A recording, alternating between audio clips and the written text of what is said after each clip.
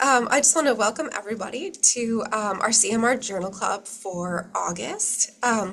It's definitely one of those summer months where it's a good thing to learn about something new. And so what we are going to be talking about today is the use of tissue property mapping, in particular looking at T1 row, although the first paper that we will examine also includes T1 and T2.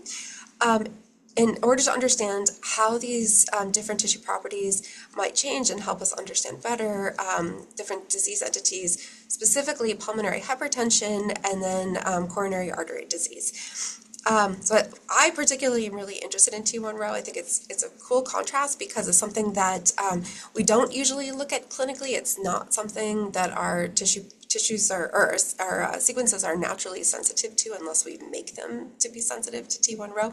And that's why I think it's kind of underexplored and something that is really exciting to look at as a parameter. So we actually have two great speakers today. And we're going to kick off with Dr. Han and the work that she has done together with her group looking at T1, T2, and T1 row in patients with pulmonary hypertension. Actually, our first author, Dr. Wang, is here. Perfect. So Okay, she is going to present. Great, yes, then Dr. Wang can ask present. questions. I'll answer questions. Perfect. Okay, then Dr. Wang, I'll hand over to you. Yeah. Hello, everyone. First, I will share the PPT with you.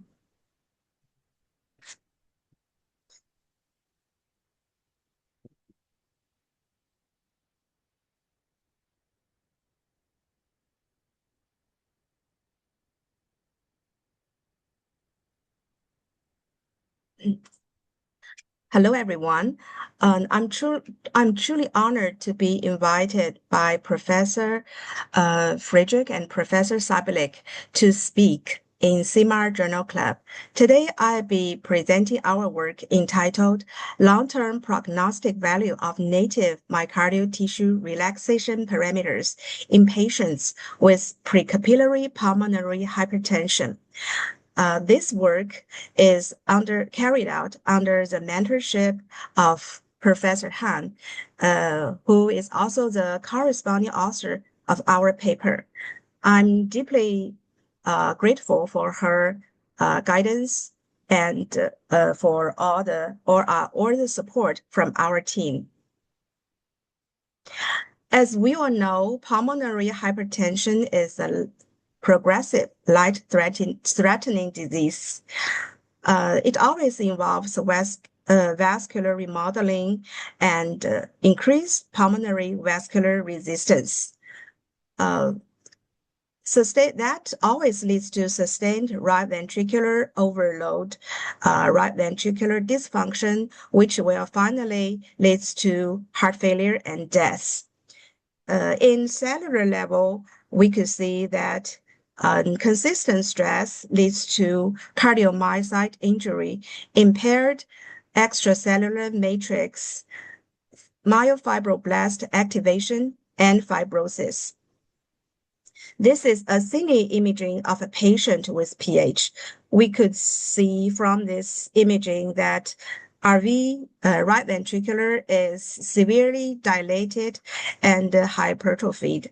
And during the cardiac cycle, the intraventricular septum is bowing and flattening. Dilated right ventricular is pushing the interventricular septum leftward, narrowing left ventricular cavity and caused a typical D-shaped LV. T1, T2, and T1 row mapping are new techniques to detect fibrosis, and they are especially sensitive to diffuse fibrosis and myocardial histological changes. We could quantify T1, T2, and T1 row easily by controlling any regions of interest on the T1, T2, and T1 row mapping. So the aims of this study was to quantify the T1, T2, and T1 row values at most of the left and RV ventricular and myocardium, and we want to assess the correlation of native T1, T2, and T1 row with ventricular functional parameters. And finally, we want to explore the relationship of these parameters with all-cause mortality in precapillary PH patients. The inclusion criteria and exclusion criteria are presented here, and we prospectively enrolled 35 PH patients from January 2014 to February 2017, and we end our follow-up at August 2023. The endpoint is all-cause mortality. Unlike T1 and T2 sequences, we know that T1 and T2 sequences are commercial and standard sequences from Siemens. However, T1 row sequence is unique. It is written and reported by Water Whiskey. And in this study, we use 2D T1 row prepared balanced SSFP. And we use the spin echo spin log composite pulse. The omega-1 is about 400 to 500 hertz. It's relatively low frequency regime, which enables us to detect the chemical exchange and dipolar interactions between water proteins and macromolecules, such as collagen and other proteoglycan, like these macromolecules. We acquired 8 images sequence, and we applied motion correction to these images. Finally, we generate one T1 row map, and we carried out all the measurements on this final T1 row map.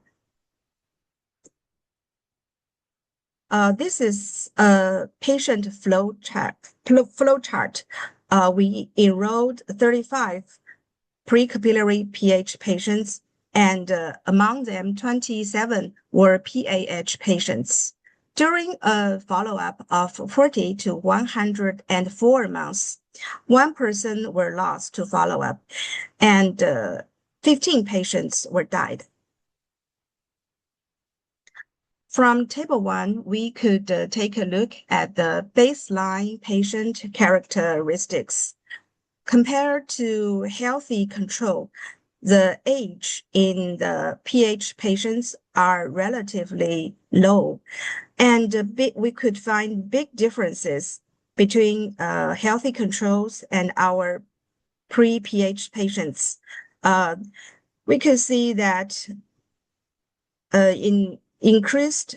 significantly increased RV-EDVI, RV-ESVI, RV-EDV, LV-EDV ratio, which are marked in light yellow. And we could see notably decreased RVEF and RV-ESV ratio. We know that RV-ESV ratio is indicative of RV PA coupling. So we could see that from this table, we know that the patients we enrolled in our study, their RV function is severely impaired, and even LV function is mildly affected, which we could see from the light green, which marked in light green. The LVEF is relatively low in the pre-capillary patients, PH patients. This is an example of how we contour our images here. And we could see that we selected 5 regions of interests, which is the upper RVIP, the lower RVIP, the septum, the LV lateral wall, and the RV free wall. We averaged the upper RVIP value and the lower RVIP value, which we get an average RVIP. We could see from table 2 that on these regions of interest, all the T1, T2, and T1 row values are elevated in PH patients compared to healthy controls.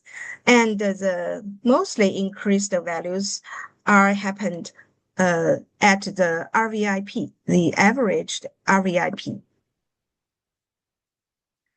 And we also did the correlation and analysis, and we found that most of the T1, T2, and T1 row values at these regions of interest correlated well with LV and RV, with RV functional parameters. Especially, we could see that T1 row RVIP, average RVIP, the correlation between T1 row, average RVIP, and RV-ESVI is very strong. And there is a negative strong correlation between T1 row RVIP and RVEF. And other, for example, T1 and T2 RVIP also showed good correlation with functional parameters. We next did time-dependent ROC analysis to detect the outcome of these patients, and we found that all the tissue characteristic parameters they could predict all-cause mortality in these patients, and maybe they are much predictable than RV and LV functional parameters. For example, we could see that T1 row, T2 RVIP of the value of 56.1 ms could predict the highest the all-cause mortality with an AUC of 0.85, and the sensitivity is 1.0 and the specificity is 0.824. And we could find that the AUC of T1 RVIP with an cutoff of 1215.2 ms also had good AUC values, and the sensitivity is 0.946 and the specificity is 0.922. In order to explore which parameters could predict all-cause mortality, we did univariate and multivariate Cox regression.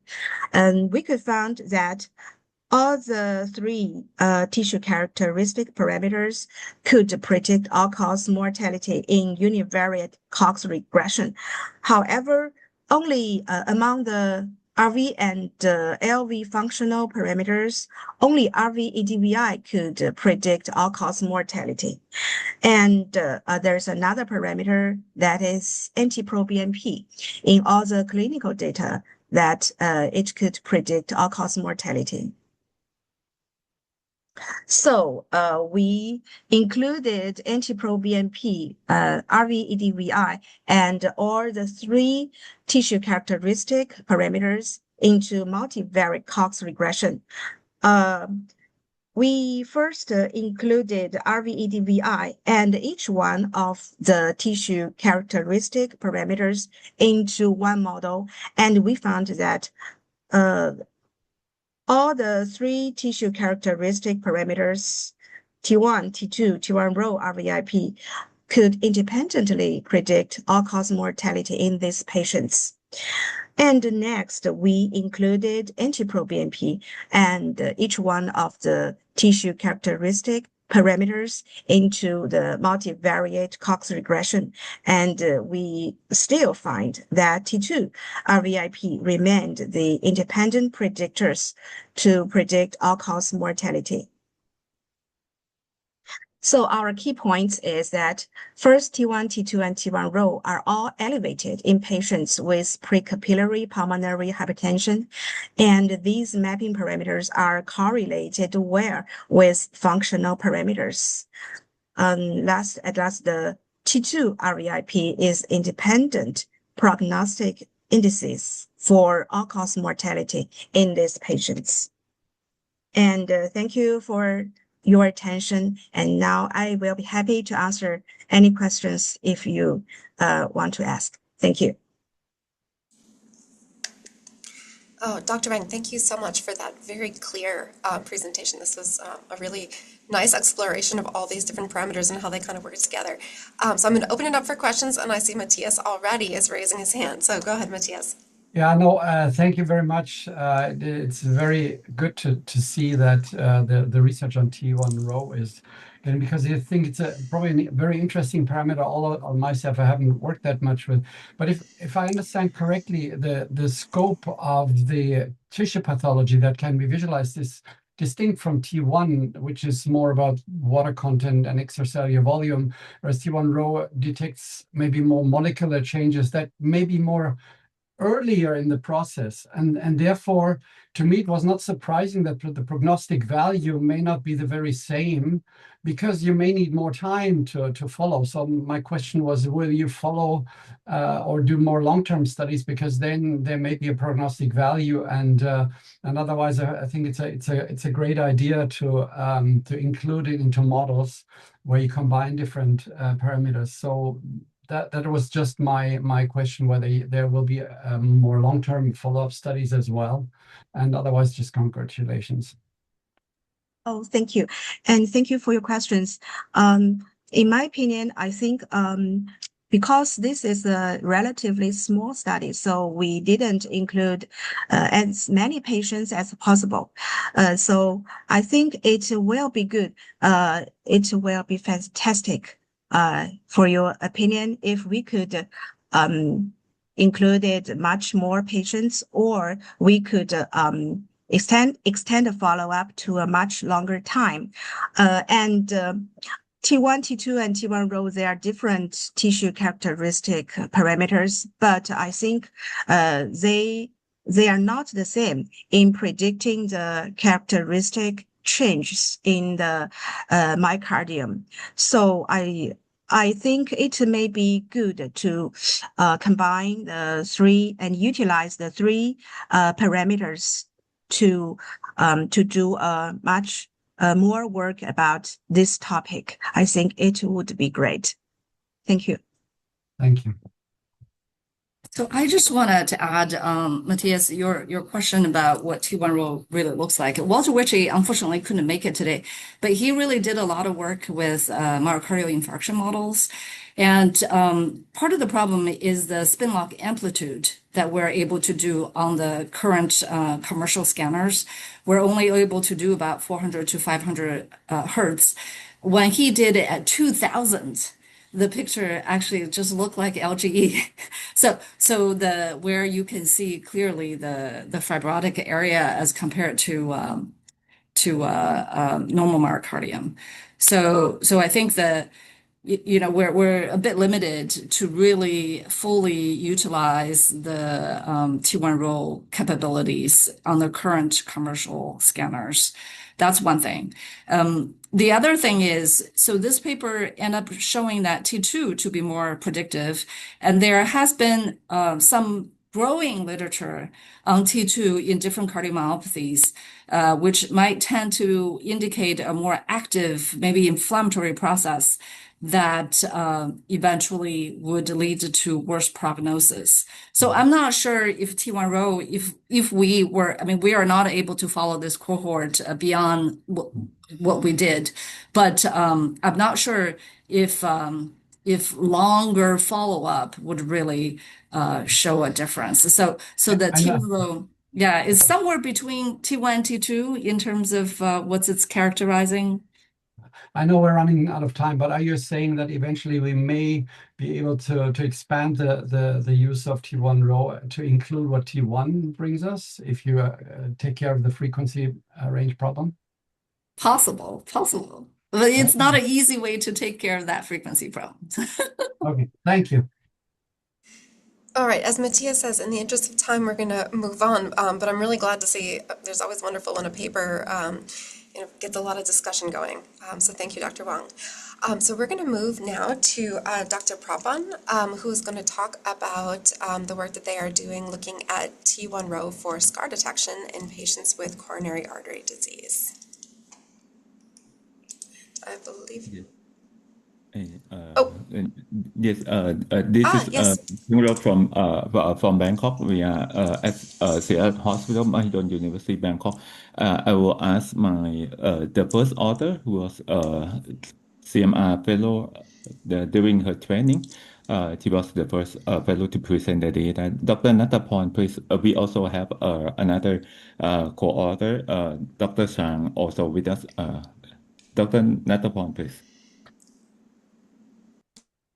Oh, I think you are muted, Dr. Natthaporn. Hello. Perfect. Okay. Thank you for inviting me today. Let me share our screen.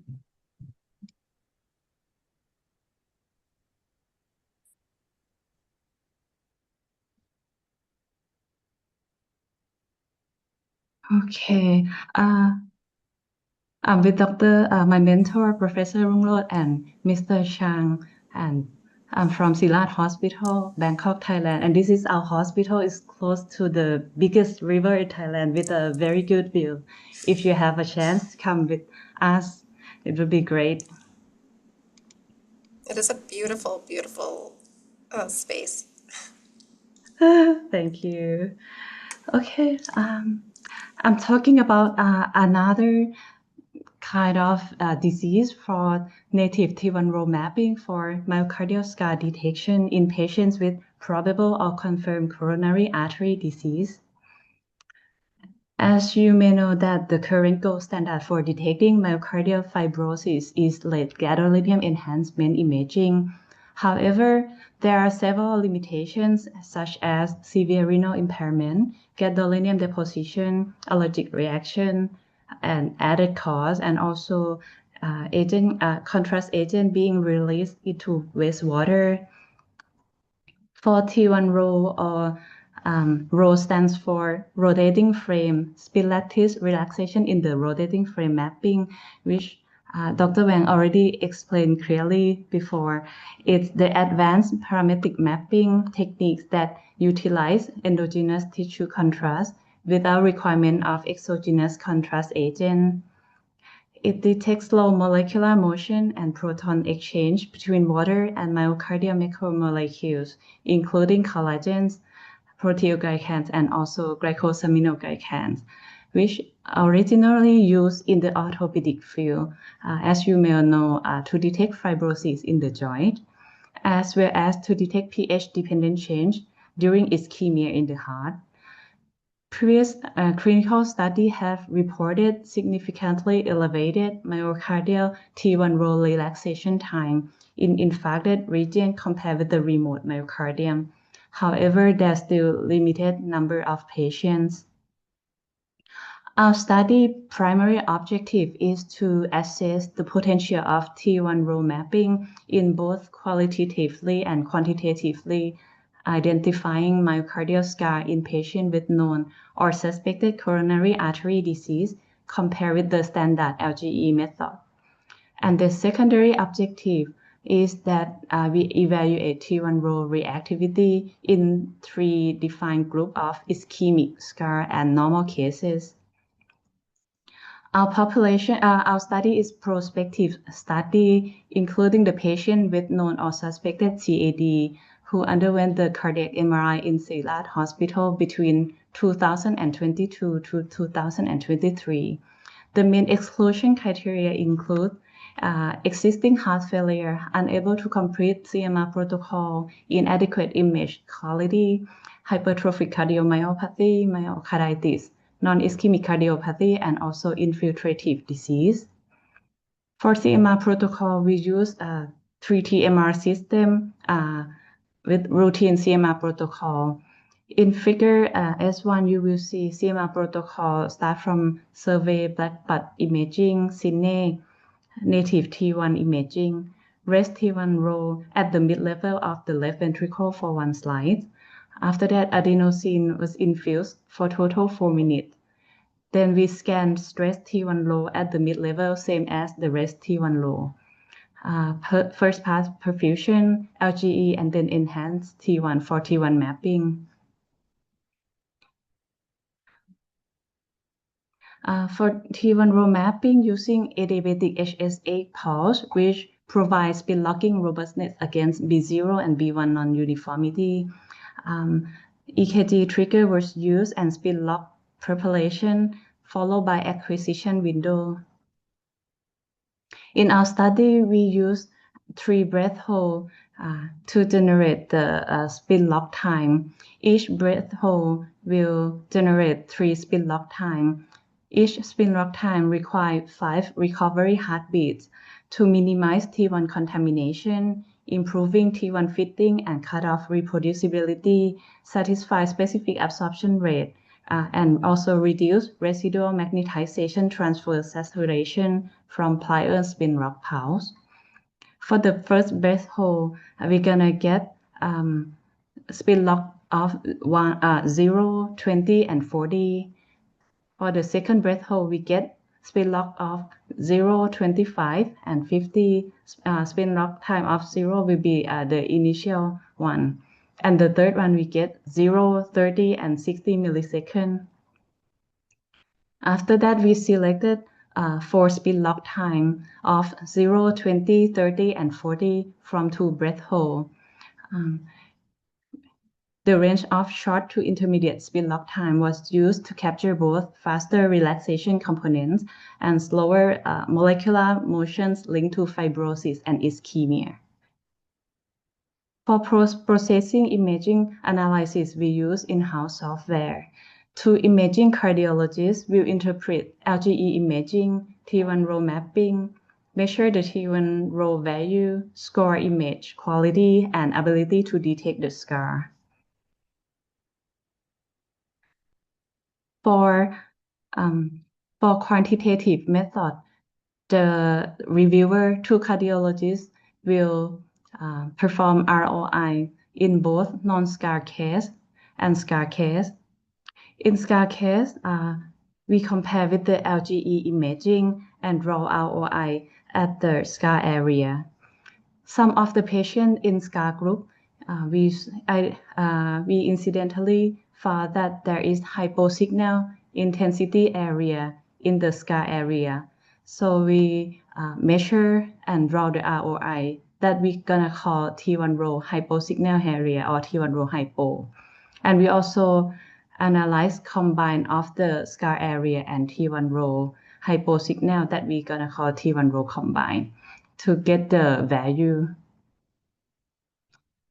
Image quality was classified to 5 categories from 1 non-diagnostic with significant artifact to 5 for excellent diagnostic confidence with no artifact. And we only use 3, 4, and 5.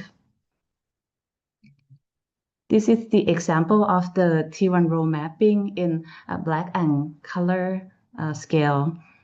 Picture A shows no scar. And for picture B, there is subendocardial scar in infralateral wall. For picture C, there is transmural scar in infralateral wall.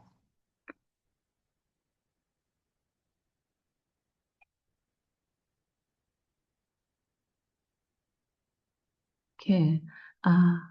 For the result, we recruited 386 patients and exclude from exclusion criteria. Finally, we get 250 patients, including in the final analysis. 75 is in positive scar group from LGE and 175 from negative scar group. Mean age of the patient was 68 years and 44% male.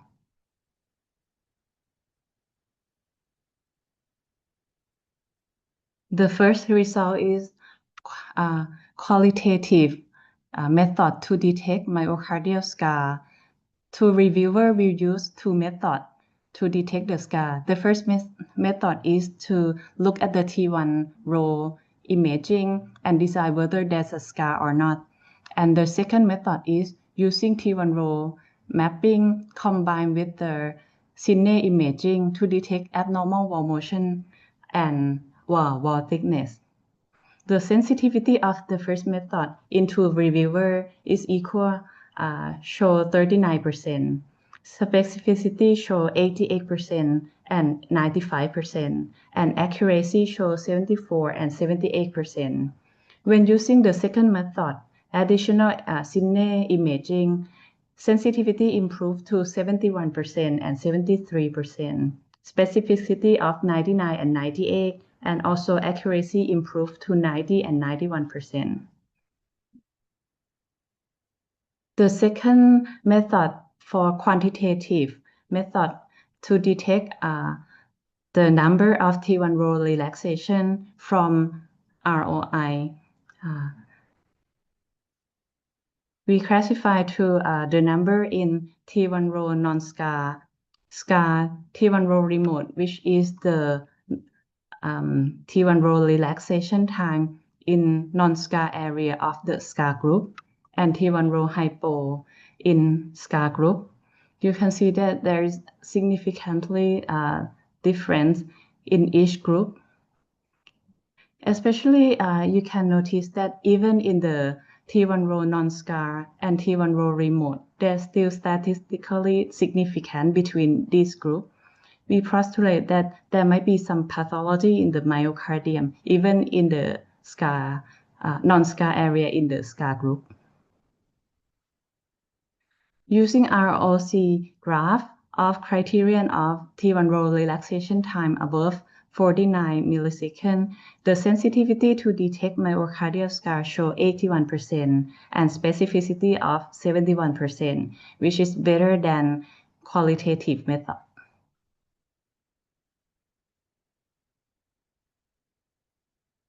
And the secondary objective is to evaluate T1 row reactivity, which is the difference between rest and stress T1 row. The previous study for T1 reactivity showed there's a significantly difference between ischemic case and normal case. So in our study, we evaluate the T1 row reactivity, which showed the same direction as T1 reactivity in the previous study, but the magnitude is less than for T1 reactivity.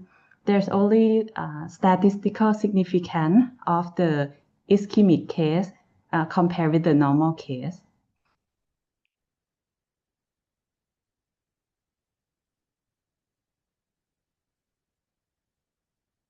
And the last one, we saw that 1/3 of the positive scar patient show hypointense area in the scar, that we postulate that it might be microvascular obstruction. The sensitivity to detect MVO in the T1 row mapping in our study shows sensitivity of 71% and specificity of 75%. However, there's still limitation for the picture and the study that it still might be artifact. So future study is necessary to evaluate and investigate this. The limitation of our study is that we are single center and lack of external validation. We also have technical limitation of imaging due to time and breath hold constraint. We only can catch up only one mid-ventricular short axis slide, only one slide, that to acquire both in rest and stress T1 row mapping. And we also have technological limitation about the protocol. We only can restrict to 4 speed lock time due to hardware limitation. And in conclusion, native T1 row mapping offers the potential for contrast-free scar detection in cardiac MRI. The T1 row threshold above 49 milliseconds yielded the optimal discrimination of myocardial scar. Although the sensitivity to detect scar only from the T1 row imaging was low, around 39%. But I can see that there are lots of opportunity to improve in terms of technique and technology, that it might be even replace the LGE to detect the myocardial scar, especially in the patient with limitations such as severe renal impairment. Okay. Okay, thank you. Thank you for your attention. Great, thank you so much. Okay, this paper also is open for questions. I know we're running a little bit long, but I definitely want to make sure that we get a chance to ask any questions that we have. Oh, let's see. So the question in the chat is, which software did you use for post-processing? The post-processing, we use the in-house software from Philips. Perfect. And we use image to calculate the number. And then the second question from the same person is, when you see other patterns of LGE, like diffuse, do you report the mass of the enhanced area or the percentage? In our study, we basically exclude the scar pattern that is not ischemic scar. So we exclude hypertrophic cardiomyopathy. So we only have subendocardial or transmural scar, and we also draw the ROI only the scar area. So we didn't detect diffuse scar. Okay, maybe I can ask a question too. So I was surprised at the large number of patients that you excluded because the T1 row maps weren't looking so great. Do you know what was causing that? Was it like the use of different breath holds, or was there something else going on that was causing the maps to not look so pretty? This is a very good question that my professor always asked before. I think we still have a lot of limitations, such as we cannot do the motion collection, so the pictures won't be always very good. We exclude a lot of number for bad image quality. So we try to get a good number, because this is quite the large number of the patient from T1 row. So we want the picture to be good enough to interpret. Absolutely. Yeah, I think Thank you. step one is to figure out if T1 row is giving us additional information, and then step two is to make it pretty in everyone, because it doesn't make sense to really put a lot of effort into it if it's not going to be providing additional information. Thank you. Are there any other questions? All right, if not, I want to thank both of the groups for coming today. I think this was a very interesting conversation about the utility of T1 row and where it's going, and what we still need to improve, so that was great. And I'm going to hand over to Matthias to talk about what's coming up next month. Yeah, so for next month, we will shift, we do a long leap from experimental and development today to a very implementation-heavy topic. It's about big data in CMR, and we will present and discuss, or the authors will present and discuss two papers, one from the German national cohort and one from the Biobank, which is an overview of the results over the last 10 years. So it will be a nice opportunity to figure out where we are with big data and what we have learned from that, and how we're moving forward. So hope this is interesting for you, and you will join then on September 2nd, same time as usual, Wednesday. Thank you, Nicole. Thank you, everybody, for joining, and thank you again to our speakers. And see you next month. you. Bye. Bye.